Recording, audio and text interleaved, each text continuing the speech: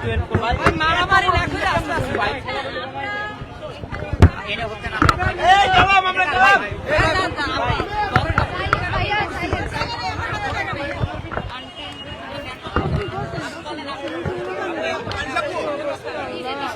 এই তৃষা বসো, তৃষা বসছে, তৃষা বসো।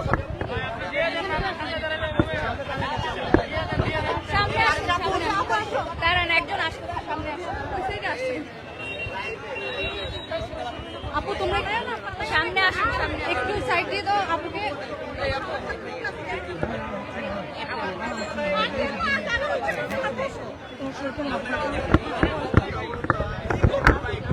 আপু বেস্ট ফ্রেন্ড, আপু আপনি শুরু করেন। এই যে এদিকে আপু দিকে বেস্ট ফ্রেন্ড উনি শুরু করবে এখন। আপু আমরা একটু পিছনে যাই, আমরা একটু পিছনে যাই। ওইটা আর ভালো লাগবে না। না দিয়ে যাওয়া লাগবে না, স্পেস একটু না বয়ে দিছি।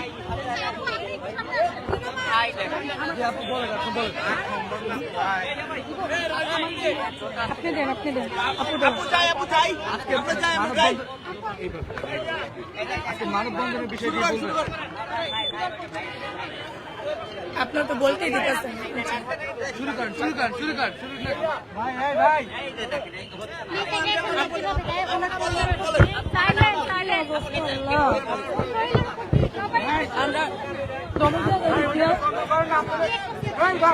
আপনারা আমি একটু কথা বলি। আচ্ছা আমরা আজকে এখানে সবাই আসছি কিসের জন্য? ইকরার জন্য জাস্টিসের জন্যই তো আমরা এখানে আসছি। একটা সিম্পল কথা বলি, আমরা আজকে ইকরা মারা যাওয়ার পরে কতদিন গেল? 4 দিন। এতদিন পরে এসেও আলভি কত সুন্দর করে লাইভে ভিডিওতে এসে কথা বলে, আমি শুধু এতটুকু বলি যে আমরা এত কথা বলছি, অনেকেই কথা বলছে, এখন পর্যন্ত কি কেউ একবারও এখন পর্যন্ত কি কেউ একবারও পুলিশের কাছে এটা বলতে পারলো না যে তিথিকে কাস্টডি নেওয়া হোক, জিজ্ঞাসাবাদ করা হোক? ও বলতেছে সবাই এগুলো নিয়ে একটু আপনারা তো বলতে দিতেছেন না ভালো করে। আমাকে একটু আচ্ছা আমরা কি চুপ থাকি সবাই? সবাই তো চুপ থাকি। ফালতু শুরু করছেন আপনারা মিয়া। আসতে ভাই একটু আসতে দাঁড়ান, একটু আসতে সাফোকেশন হইতেছে ভাইয়া একটুখানি ও বলতেও পারতেছে না, নার্ভাস হয়ে যাচ্ছে। আমি তো আসলে এতদিন ভাই অনেক বলছি আপনাদের কাছে, কিন্তু আমি বলছি আমি এতদিন আমার আরেক বান্ধবী লুপিন আমরা কিন্তু এতদিন চিল্লাই খালি বলছি, নতুন করে আসলে বলার কিছু নাই। হ্যাঁ নতুন করে বলার কিছু নাই, শুধু এতটুকুই বলবো যা যা এভিডেন্স দেওয়া হয়েছে, যতবার যত কিছু বলা হয়েছে বারবার এটাও বলেছি পুলিশের কাছে ইকরার ফোনটা আছে যতটুকু আমরা জানি। আমার আর লুপিন আর আপনারা অনেকেই বলেছে যে বান্ধবীদের কাছে কিভাবে পাসওয়ার্ড থাকে। ভাই বান্ধবীদের কাছে পাসওয়ার্ড থাকে, আমিও আমার পাসওয়ার্ড আমার ফ্রেন্ডদেরকে দিয়ে রাখি, ইন কেস অ্যাক্সিডেন্ট হলে যেন পাসওয়ার্ড দিয়ে ফোনটা খুলে কাছের মানুষকে ফোন দিয়ে জানাতে পারে। তো আমাদের কাছে ওর পাসওয়ার্ডটা আছে, পুলিশের কাছে যদি ফোনটা থেকে থাকে ওর ফোনে প্রচুর এভিডেন্স আছে, তাহলে হচ্ছে আমরা ওইভাবে ওদেরকে মানে আমাদের কাছ থেকে পাসওয়ার্ড নিয়ে খুলে ওরা এগুলো কালেক্ট করতে পারে। তো এতদিন তো সবকিছু আমরা বলেছি, আপনারা কাইন্ডলি ওনাদেরকে দিয়ে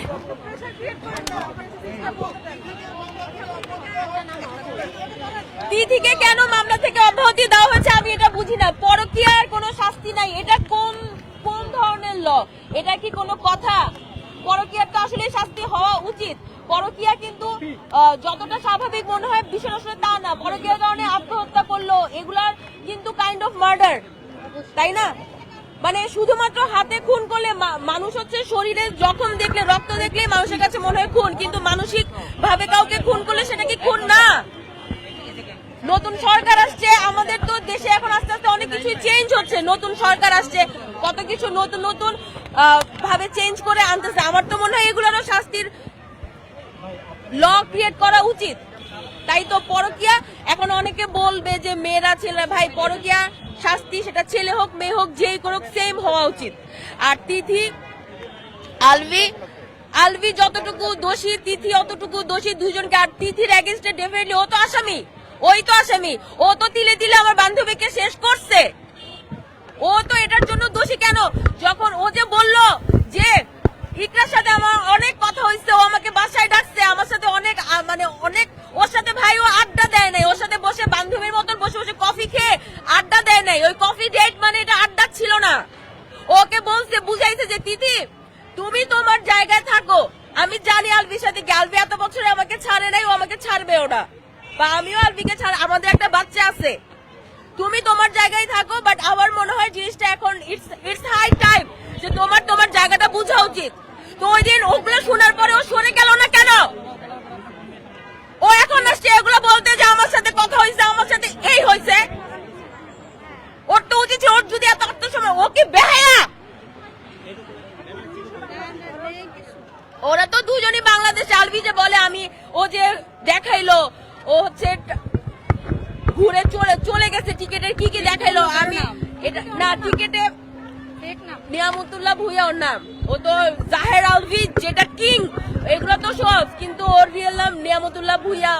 কিন্তু আমি যতটুকু মনে করতেছি, আপনারা ভিডিওটা দেখলে বুঝবেন ব্যাকগ্রাউন্ডে সাউন্ড বা যেটাই হোক, কিন্তু তিথি বা পুরো যে টিম যে বাংলাদেশে চলে আসলো, ওরা যে শুটিং করতে গেল, পুলিশ কেন ওদেরকে ধরতেছে না? বাকি যারা ওখানে ছিল ওদেরকে জিজ্ঞাসাবাদ করুক যে ওই দিন বার্থডে সেলিব্রেশনে কি ছিল, ওরা শুটিং এ কি কি করছে না করছে, সবার তো এটা জানার কথা।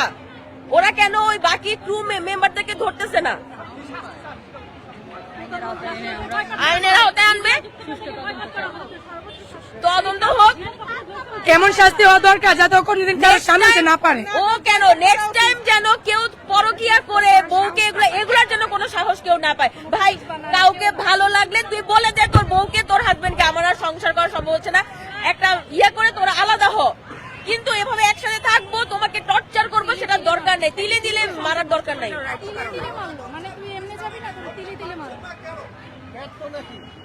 আলভি পুলিশ কেন ধরতে পারছে না সেটা ভাই আমি কিভাবে বলবো বলেন? এটা তো পুলিশের কাজ। এটা আসলে আমরা আইনের প্রতি শ্রদ্ধাশীল। ওনার পরিবারের সাথে আইনের লোকের কথাবার্তা হচ্ছে, এটা ওনারা দেখছেন। আমরা তো বলেই যাচ্ছি, এটা বাকিরা অবশ্যই ওনারা ওনাদের কাজ চালিয়ে যাচ্ছে। আমাদের তো যতটুকু সাপোর্ট দেওয়ার আমরা তো করছি, আমরা তো বলছি। আর মামলা উঠানোর জন্য তো প্রেসার চলছেই, অবশ্যই মামলা উঠানোর জন্য প্রেসার দেওয়া হচ্ছে, বাট আমরা আইনের প্রতি শ্রদ্ধাশীল। আমাদের বিশ্বাস তারা অবশ্যই এগুলো দেখবেন। আমরা প্রধানমন্ত্রীর কাছে বিচার চাই, সুষ্ঠু বিচার চাই। তিথির নামে মামলাটা কেন উঠায় দেওয়া হলো? এখানে আলভি আর তিথি সমান দোষী, তিথির নামে কেন মামলা উঠায় দেওয়া হয়েছে? তাহলে কি আমরা আইনের দিকে প্রশ্ন তুলবো যে এখনো আইন আগের মতোই আছে, আইন আমাদেরকে সুষ্ঠু বিচার দিতে পারতেছে না? এখন নতুন প্রধানমন্ত্রী আসছে, আমরা চাই প্রধানমন্ত্রীর কাছে আমরা বিচার চাই। আমরা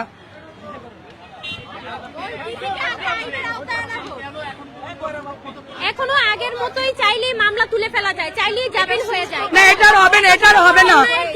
এই অন্য আমরা মেনে নিব না। আপনি আচ্ছা, আপনাদের কোশ্চেন থাকলে আপুকে কোশ্চেন করেন।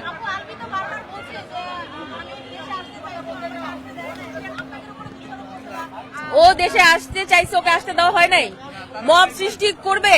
ও যদি ওর ওয়াইফকে সত্যি ভালোবাসতো, ওর জীবনের কোনো মায়া করা উচিত ছিল।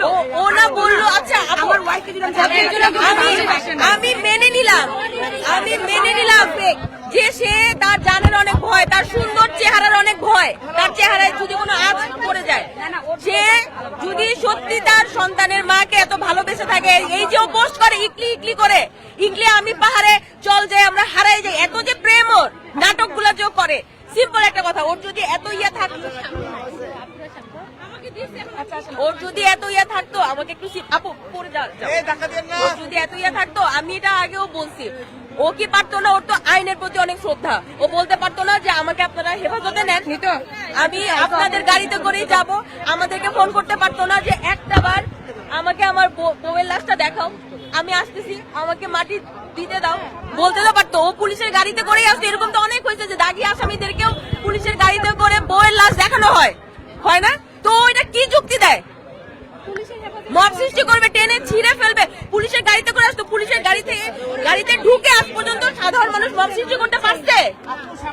পুলিশের গাড়িতে ঢুকে মানুষকে টেনে ছিঁড়ে ফেলবে, এটা কি আপনাদের মনে হয়? আপু পড়ে যাবো 28 মিনিটে।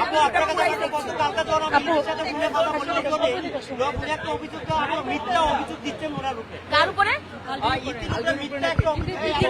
নিধির উপরে মিথ্যা অভিযোগ। ও কয়জনকে থামাবে? জনে জনে গিয়ে এক্সপ্লেইন করুক কয়টা মিথ্যা। একটা দুইটা মিথ্যা হইতে পারে, হাজারটা কি মিথ্যা? একমাত্র ও সত্যবাদী, বাকি সবাই মিথ্যুক। জি কেন? অনেকেই তো খুলেছে, অনেকেই খুলেছে। অবশ্যই সবাই মুখ খুলছে ভাইয়া, অনেকেই মুখ খুলেছে। সামনে হয়তো আরো অনেকেই খুলবে। এটা তো ভাই প্রশাসন হয়তো ঠিকভাবে মানে যত প্রমাণ এখন পর্যন্ত এসেছে অবশ্যই ওরা ওটার উপরে তদন্ত করছে, হয়তো বা সেটা আমরা হয়তো এখন পর্যন্ত আমাদের সামনে আসে নাই। কিন্তু তিথির কে আমার মনে হয়, এটা আমার কথা আর কি, একান্ত ব্যক্তিগত, তিথিকে ধরে তিথিকে শেল্টার, তিথি কি হয়ে গেছে যে ওকে শেল্টার দিবে? ওকে পুলিশ, এটা আপনারা ওইভাবে পুলিশের কাছে জিজ্ঞেস করেন, এটা আপনারা এই প্রশ্নটা আমাদের পুলিশের উপর শ্রদ্ধা জানাই। আপনারা প্রেসার ক্রিয়েট করেন,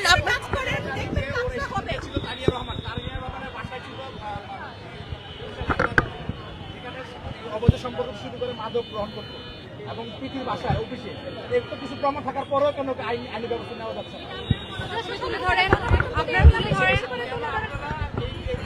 আমরা এটা প্রোটেস্ট করার জন্যই আজকে এখানে আসছি, এই প্রশ্নগুলোর উত্তরের জন্যই আমরা আজকে এখানে আসছি। আমরা এভিডেন্স দিব। আমরা কি, আচ্ছা সিম্পল একটা কথা, আমরা তো ওইখানে ওই পার্টিতে ওইখানে গিয়ে আমরা ছবি উঠায় আসি নাই বা ভিডিও করে আসি নাই, তাই না? হ্যাঁ ওখানে আছে, আপনারা ওখানে গিয়ে চালান। হ্যাঁ আপনারা ওই আলবির অফিসে যান, আলবির তো অফিস আছে, ওখানে যান, ওখানে গিয়ে আপনারা দেখেন এভিডেন্স কালেক্ট করতে পারেন কিনা। আপনারা নিউজ করেন যেন পুলিশ বাধ্য হয় এই জায়গাগুলোতে পুলিশকে ইনফরমেশন দেন। আপু তিথি আরেকটা অভিযোগ দিয়েছেন যে ওনাদের আলবি